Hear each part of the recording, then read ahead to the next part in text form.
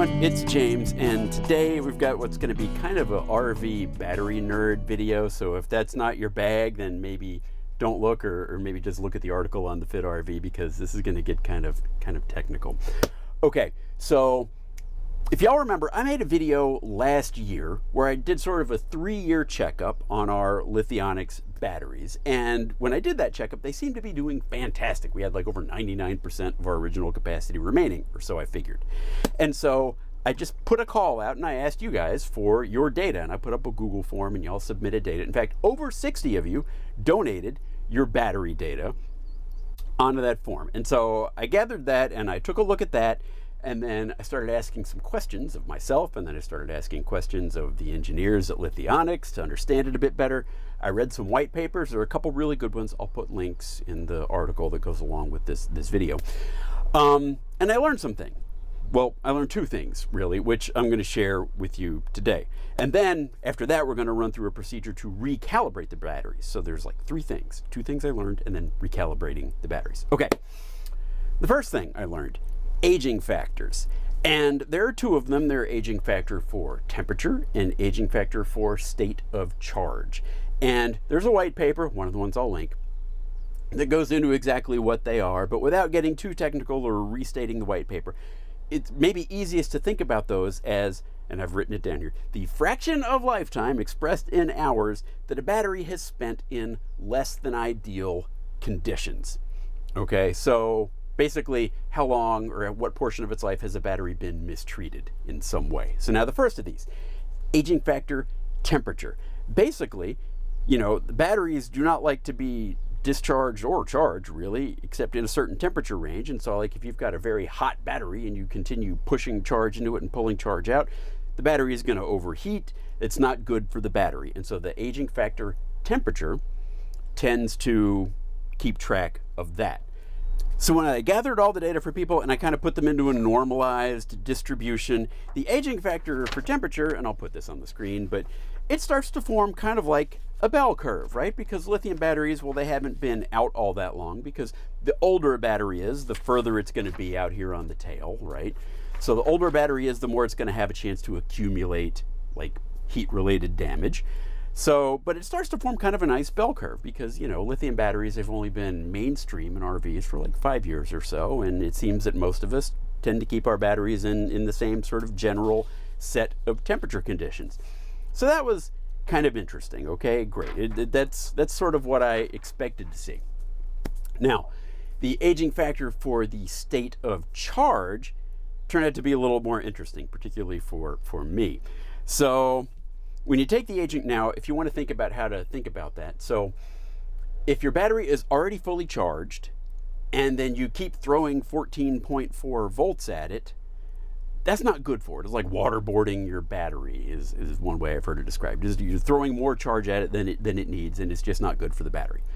So that's what the aging factor for state of charge tends to, or tries to, look at. And so when I graphed all that data, again, well, there was one guy, I won't name any names because I didn't collect names, but there's one guy who's like way out here, like on Mars, right?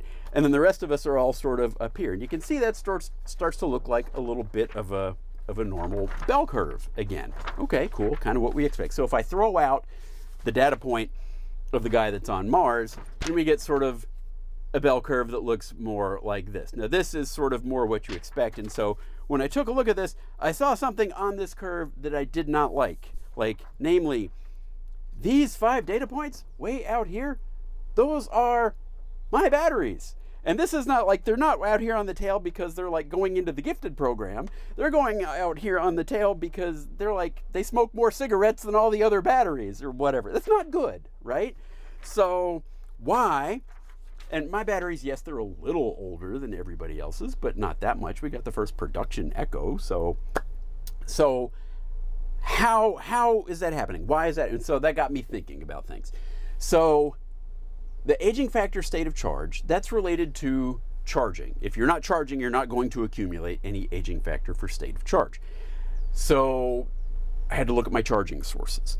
Now, what could be overcharging my batteries? Well, I've got 3 main charging sources. The first of which is the vehicle alternator. And I know that is not at least now, it is not overcharging the batteries because we have modified our RV. I installed a Nations alternator and a wake speed charge controller, and that is a data-driven. The Lithionics batteries are capable of sending data that will say exactly what sort of charge they want.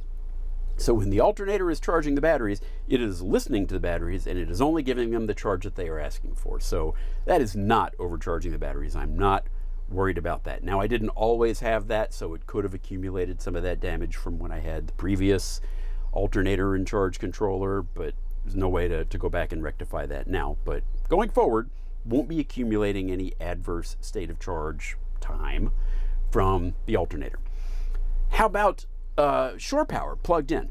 Well, first thing I did was I checked my parameters for, you know, bulk and absorption and float voltage for my inverter, which is it's not the standard inverter that comes with an Echo. It's a Victron Multi Plus 2. I checked the parameters so that those were all set correctly, and really, we're just not plugged in all that much, right? I mean, that's to accumulate, to be way out there on the bell curve, and to accumulate that, I would need to be plugged in an awful lot more. Like maybe that one guy that was way out there has a faulty charger and he's plugged in all the time or something. I don't know, but I don't think that was it, because those parameters were correct, and in the big scheme of things, we're not plugged in all that much. And then that leads me to solar. Now, first, yes, I did verify that my bulk absorption and float voltages were fine for the solar charge controller, but it's how I was using solar that I think was leading me to accumulate some of this state of charge overcharge. Basically, I would just leave the solar panels on all the time, and most of the time that's not needed, and so I have changed that going forward. So like on a driving day, on a day when we're going to be driving the RV, I keep the solar panels turned off. Now, I have installed a breaker here in our RV, so it's really easy for me to just flip the breaker off and turn off the solar panels so that I'm not getting any charge from solar. Great, so that's one thing. So driving days, because we're going to be driving, I don't also need the charge from solar because the alternator is like 300 amps, right? I'm not going to, it dwarfs whatever solar can do.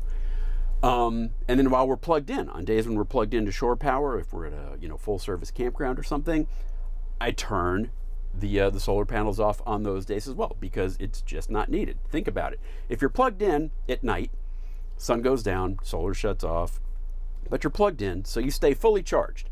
In the morning, when the sun comes back up again, sun comes up, solar charge controller turns on, and just by default, because it's just a time and voltage based program, it starts to throw a bulk charge at your batteries until they get up to 14.4 volts, which it doesn't need. And so, yeah, not good. So you don't need it when you're plugged in. So I keep it off now when we're plugged in. And then the other thing I was doing is I've got a couple solar panels on the roof of the carport that I store our RV under. And I was plugging it in every time we got home from a trip and would leave it plugged in for a couple weeks, right? Realistically, probably didn't need that either, especially in the summer. Now, in the winter, when it gets cold and the battery self-heaters come on, maybe I'll look at plugging it in then. I'll have to just kind of monitor my state of charge and see. But in the summer, there's really no point in just charging the batteries every day, because it's never more than a couple weeks until we're back out in the RV again anyway, and the batteries are not going to deplete in that amount of time. So those are the things I'm doing, and I'm going to track my aging factor state of charge going forward, and hopefully we'll see that I don't continue to accumulate that kind of damage. So that's the first lesson I learned, is take it easy with the solar, basically. Only use it when you need it, because otherwise you might be overcharging your batteries. Okay, now, the next thing I learned is that our batteries, if you remember that first video, we're showing about a 99.7% of their original capacity remaining. Fantastic! Woohoo! I thought that was fantastic. But as I got data from everybody else thought it was fantastic too. Like, everybody that turned in data, it was like between 98 and 100% of capacity remaining. So either everybody's darn near perfect, well, there was one guy down at 92%. I don't know what he's doing, but anyway, either everybody was almost perfect, or there was something else going on that I needed to look into. And so I did.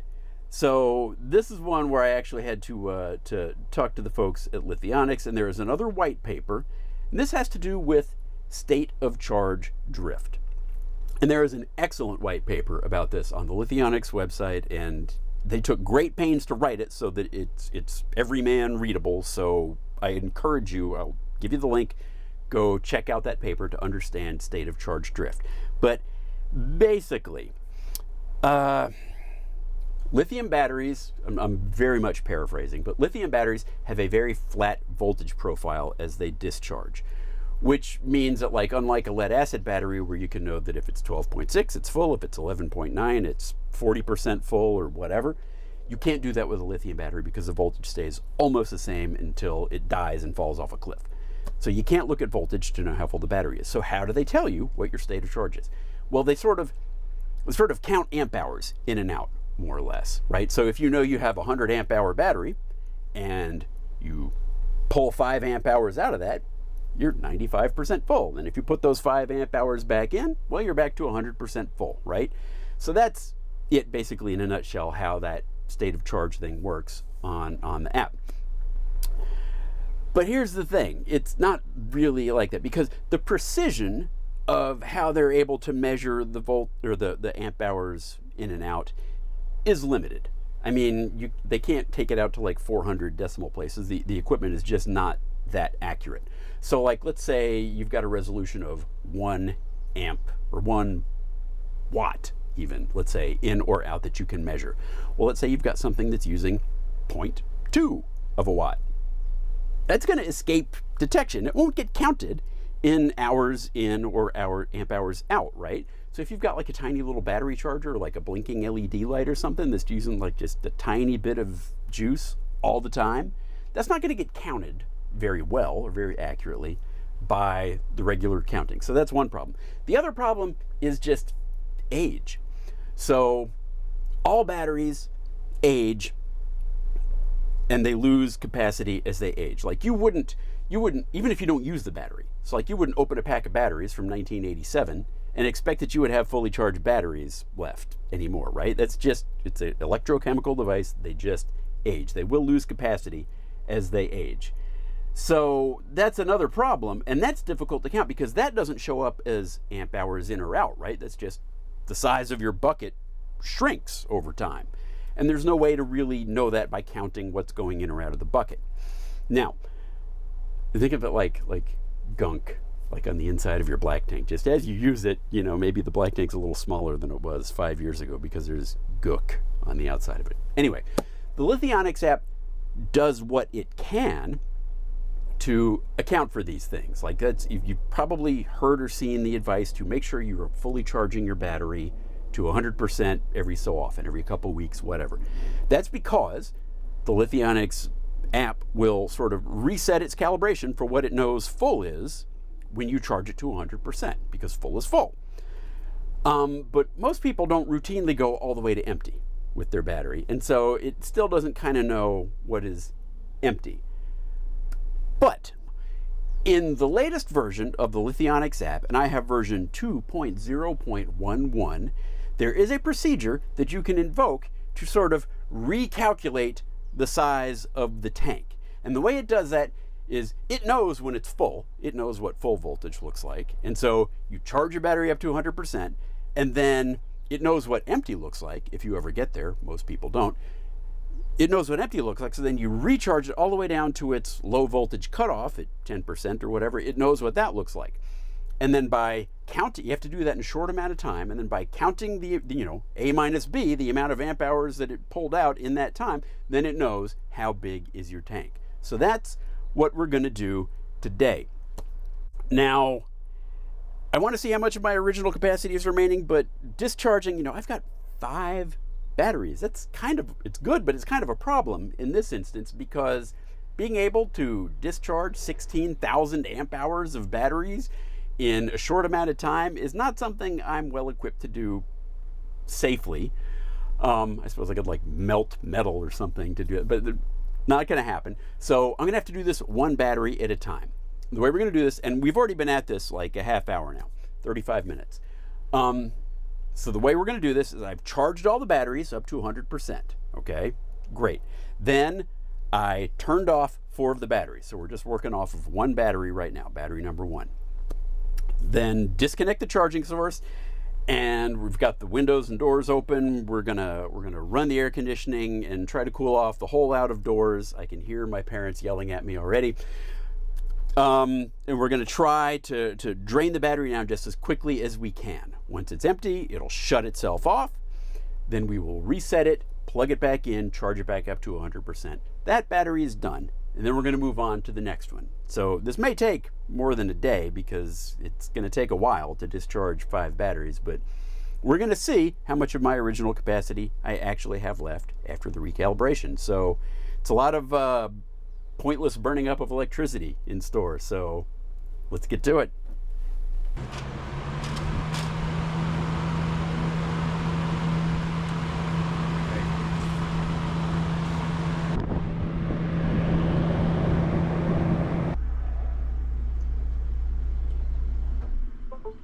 And there we go. There's no smoke, no nothing. It just kind of quietly shut everything off. So that took 2 hours and 40 minutes for me to deplete one battery with our setup. Battery number 2.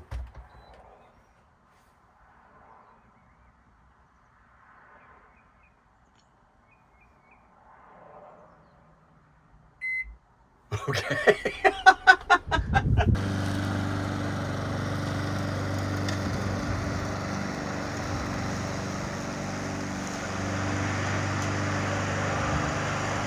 Calibrating battery number 3. It's been in the 90s all week, so it's a great time to do this. Working on battery number 4 now. All right, we have calibrated all 5 batteries, and I've looked at the data, and I have some results, which I have labeled results. Okay, so first things first. Calibrating our 5 batteries for capacity did lead them to report a reduction in the total available amp hours. But it was not that much in the big scheme of things. So previously, last year's video and before I ran the calibration, all the batteries were reporting that they had 319 amp hours of capacity remaining, which is 99.7 of their original rated capacity. Now, after calibration, one battery is still reporting 319 amp hours, and inexplicably, it's battery number 1, which I always think is the hardest hit battery, but hey, okay, whatever. Still reporting 319. And then the lowest battery, like the one that reports the most reduction in capacity, is reporting 308 amp hours of capacity. That is 96.3% of capacity remaining on my worst battery after 4 years. So yes, the batteries have aged, and I've had some capacity loss from aging and some other stuff, but really less than 4% on any one battery over 4 years is really, really good. And if you look at the battery pack as a whole, like what is the total for all 5 batteries reporting, it comes out of like 98% of new. So my total capacity after 4 years, really, really good. Can't say enough good things about the batteries.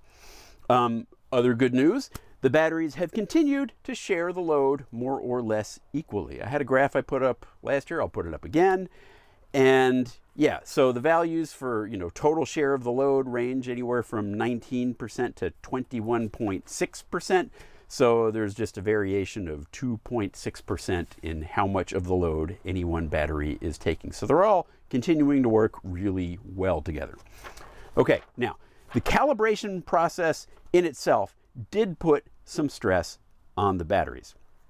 So the total amp hours consumed, if I did like a before and after, for each battery went up somewhere in the neighborhood of 280 to 290 amp hours, which is completely in line with what you expect. If you take a 320 amp hour battery and you completely discharge it, less a 10% reserve, that's like 288 amp hours you would expect the test to run. And my values ranged anywhere from 278 to 289 amp hours burned in running that test. So the test does have a cost in terms of amp hours run. My aging factor temperature and aging factor state of charge also increased from before the test to after. The temp one was pretty interesting because it increased more on the days I tested one battery each day, and it started off hotter and then it's gotten a little bit cooler each day. And so my aging factor temperature goes down. It's kind of interesting. The aging factor state of charge went up by a similar amount for all 5 batteries, like 22 to 24 number, whatever that, there are no units on that, but just 22 to 24 for all batteries. So I think maybe my absorption time might be too long, and so when it's recharging all the batteries, I'm accumulating a little. Okay, now, speaking of these aging factors, have I been able to draw any conclusions about their usefulness? So, a couple things here. First, remember, I have a grand total of 5 data points. So, the amount I can reasonably infer from that is limited, right? Because I only got 5. And then the second thing to remember is that, my capacity overall is really still pretty good, like, 96, 98% of original. So I'm kind of splitting hairs with this. There's not a lot of change to measure, right? But I've got the aging factors. I thought I'd try to see if they meant anything. So the first thing I did is I added up all the aging factors and I plotted that against the remaining capacity, and the result was a big meh. I didn't see intuitively any relationship in the data there. So then I tried that with just aging factor temp versus the remaining capacity. And I did this because I thought, well, some people have their batteries outside. Maybe there's a correlation there. And I got another big meh. In fact, it even kind of looks the opposite of what I might expect. But aging factor state of charge versus remaining capacity, we may be on to something here. Now, if you remember, beginning of the video, I said, my 5 batteries have the highest aging factor state of charge out of anyone that's been reported. And now if we graph that against the remaining capacity, it looks like we've got somewhat of a correlation. I would need a lot more data to be able to say, definitively, but it kind of looks like that's a thing, right? So we may be onto something there. So, conclusions. What do I conclude from all this? Well, the first, obviously, I already said it, my batteries are aging super well. They've got, 98% when you take the battery pack as a whole of their original capacity. I think why is because my batteries are used rather gently. If you get into battery nerd stuff, you'll see about like a C rate for charging and discharging. And since I've got 5 batteries, I'm only ever, any load is split 5 ways, right? And so if a person with 1 battery runs their air conditioner, that's pulling 100 amps out of 1 battery. If I run the air conditioner on battery, it's only pulling 20 amps out of any 1 battery. So it's a very gentle use for our 5 batteries because we've got 5. So that's the first conclusion. My batteries are doing great, probably because we're splitting everything up 5 ways. Now, on these aging factors, if I was going to buy stock in any of the aging factors, the one aging factor I might issue a buy order on would be the aging factor state of charge. So if we believe in that, or at least a little bit, how do we put that into practice? Well, first, remember what that means. Aging factor state of charge accumulates when you've got a fully charged battery, or nearly fully charged, and you're holding it at a high voltage. So basically overcharging the battery. You don't want to do that. So if we believe in aging factor state of charge, the first thing you want to do is you want to make sure your charging sources are set appropriately. So in my case, I'm going to have a look at my absorption settings and see if I'm maybe holding an absorption voltage for longer than I should. So that's number 1, is make sure your charging sources are set appropriately. Number 2, don't charge your batteries if they don't need it. So I think I said this at the beginning of the video, like solar. If I'm going to be driving in a day, I'll turn solar off because I don't need that. If I am plugged in, I'm going to turn solar off because it doesn't need that. So think about that and see if there's something you can do in that same vein. And then the third thing is to maybe switch to data-driven charging where you can.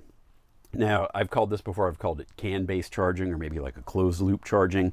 So basically, the Lithionics batteries support telling a charging device exactly what kind of charge they would need, and they're never going to ask for more than what they want.